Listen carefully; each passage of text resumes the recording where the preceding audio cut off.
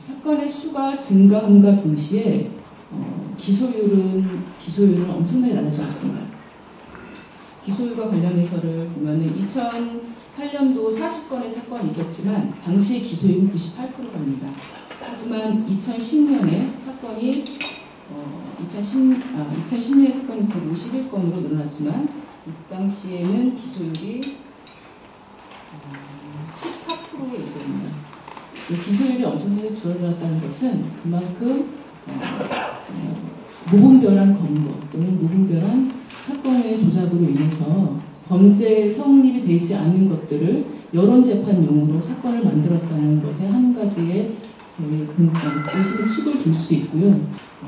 현재 공안탄핵의 양상은 공안당의 계속적인 수사와 그다음에 언론의 선정적인 보도 그리고 선거에서의 개입 이런 세 가지 순차선으로 상당히 볼 수가 있고 이런 어떻게 보면은 국가기관이 선거에 개입하는 양상에 대해서 야당 진영에서 그런 것들의 문제점들을 국회 내에서 국회 밖에서 알리고 이에 대한 공동 대응을 통해서 더 이상의 국가보안법 사건에 의한 남용으로 통한 시민의 자유가 위협되고 민주주의가 위협받는 그런 상황이 벌어지지 않도록 공동의 노력, 각계의 노력이 필요하다고 생각됩니다. 정당 명부에 대한 압수수색이 전형적인 관수사 이미 좀 드러났다고 봐야 할 것인데요. 떠들썩하게 이제 저희도 뭐 참여하고 추출하고 이런 과정에 많이 참여를 했었는데 그렇게 떠들썩하게 막 엄청난 비리가 있었던 것처럼 실제로 명부를 압수수색하겠지만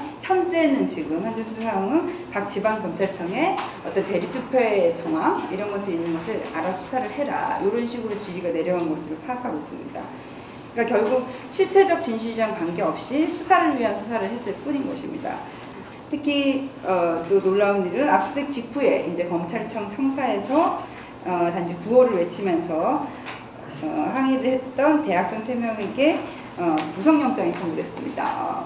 실제로 국회나 공중이 출입할 수 있는 장소에서 평화적인 방법으로 시위를 하는 것과 관련해서 최근에 구속영장을 청구한 사례는 거의 유일한 사례인 것 같습니다. 그 이유가 뭐냐면은 검찰에 항의하는 것은 다른 국가기관에 항의하는 것과 달리 법질서 자체를 부정하는 것과 같기 때문에 구속을 꼭 해야 된다. 범죄가 굉장히 중대하다. 이런 취지로 구속영장 청구에 기재해 두었습니다. 그러니까 국회나 다른 국가기관 항의하는 것보다 검찰에 항의하는 게 더 엄중하다는 거죠. 그러니까 검찰은 자기에게 부여된 권력, 이것이 과연 어디서 나올지 모르고 자기 자신을 너무 사랑하는 이런 식으로 지금 수사를 진행을 하고 있습니다. 이제 최근의 문제 시대는 기획 표적 수사의 어떤 전형, 그 다음에 이제 특히 위법한 수사 행태의 중결자라고 불리는 게 CNC에 대한 구-CNP, 이석기 의원이 전 대표로 있었다는 CNP 수사입니다. 혹시라도 이제 이 사건이 실체적으로 약간 진실이 있는가 하는 것 관련 의구심을 가질까봐 말씀을 드리면 검찰 현재 발표한 국고 사기 등의 범행은 다 사실이 아닙니다. 검찰이 제일 중요하게 생각하는 자료는 최초에 계약했던 계약서랑 나중에 성관위에 신고했던 계약서랑 그게 일치하지 않는다 이런 건데요. 이거는 민사적으로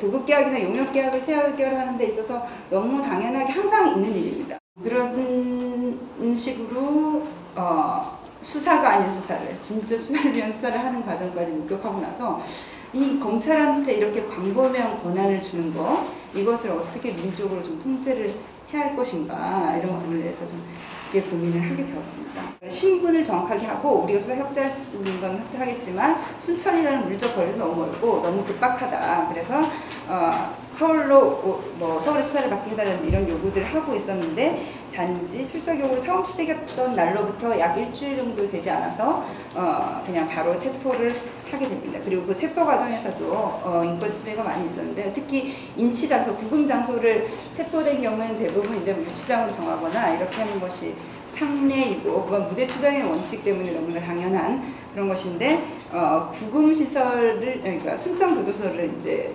구금 장소로, 인치 장소로 정함으로써 어떤 수의나 그다음 계부 착용, 그다음에 검신, 알몸 검신 이런 것을 받게 함으로 인해서 상당히 피의자들을 위축시키고, 그리고 피의자들이 무슨 대단한 죄라도 저지르냐 이렇게 공표를 하게 됩니다. 그러니까 오직 피의자들한테 고통을 줄 목적으로 수사를 했다고밖에 보이지 않습니다. 이런 식의 수사 반응은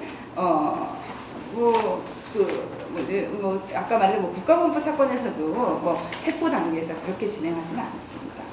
그리고 가장 또 큰 문제는 계속되는 피의사실 공표죠. 그러니까 검찰은 막 엄청나게 막 4억이라고 했다가 그다음 몇 천만 원을 했다가 이런 식으로 아까도 나왔지만은 이런 식으로 피의사실 계속 공표를 했고, 그 다음날은 또 아니라고 했다가 이런 식으로 피의자들이 형사법의 대원칙인 무죄 추정의 원칙을 완전히 형이화시키며 실체로 진실 관련이 없는 이런 행위들을 계속 일삼고 있습니다.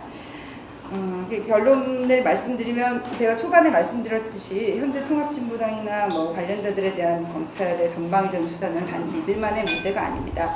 검찰이 이런 활약으로 민주주의는 후퇴됐고, 인권 역시 후퇴됐고, 법치주의도 훼손되었습니다. 그리고 언제든 누구든 그 대상이 될 수 있는 것입니다. 그리고 대상자를 선정하는 데 있어서 형평성 문제도 검찰이 정하는 것이지 다른 누군가 제어할 수 있는 방법이 없습니다.